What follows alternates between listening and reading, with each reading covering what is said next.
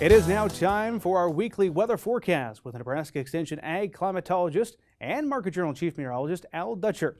Well, Al, what do you have in store for us as we look toward the new week? Well, Bryce, kind of a repeat of what we've seen the last few weeks. We get a little bit of warming going into the weekend, and then we get a frontal boundary passage and bring some colder air in.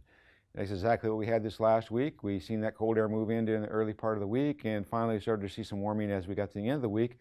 Did get some accumulating snowfall in parts of southwest, west central, and the southern panhandle of Nebraska, but the real significant snowfall fell in a narrow corridor from northeast Colorado through west central portions of Kansas, where up to 2 foot of snowfall is reported. So although conditions weren't that bad, as we go into next week, we may be dealing with some accumulating snowfall. And we talked about a pattern change last week, and it looks like that's ongoing, and we may actually start to see a much more active pattern as we move through this month. So let's take a look at the upper air models and see what we have in store. First thing I'll draw your attention to is the large trough of the eastern United States. It's been pretty much persistent this entire month, remains there. On the backside, we get a little bit of energy coming through eastern Nebraska that will keep our temperatures just a little bit cooler than western Nebraska. We'll remain in the 40s today, more into the upper 40s to low 50s across the west. But you can see there's an absence of any significant weather here in the central part of the country, as most of it is off the eastern United States. By the time we get to tomorrow, we'll see that trough lifting a little bit, so the cold air will start shunning a little bit more toward the northeast, and we'll get some of that warmer conditions from western Nebraska moving in.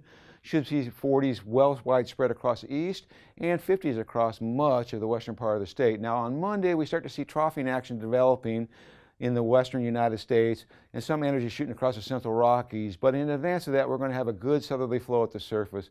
So pretty much everybody should be into the upper 40s northeast to the mid to upper 50s across the southwest. Now, by the time we get to Tuesday, this trough starts to really dig.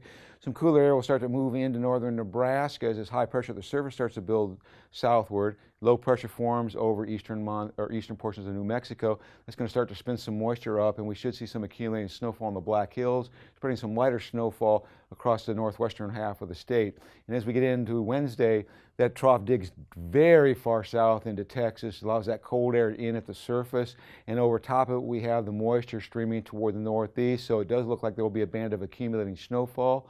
Right now it's targeting the southeastern half of the state. That may change. Pay attention to the weather updates. And by Thursday we start to see that cold air settle in, and after the frontal boundary passage, bringing very cold below normal conditions into our region as the accumulating snowfall makes its way toward the eastern United States. Lighter snowfall over the northern Rockies, and then we have another piece of energy that is going to drive down some colder air over the Rockies and some snowfall, but at this time it looks like this system will stay to the south of us and not impact us in terms of accumulating snowfall. Therefore, as we go into the 8 to 14 day forecast, the cold air looks like it might start to ease up slightly toward the Great Lakes, although there's another pulse coming in later next weekend that may reinforce this cold air. And in terms of precipitation, slight chance for below normal precipitation, but more importantly, another significant weather event may be starting to materialize as we get around the 10th.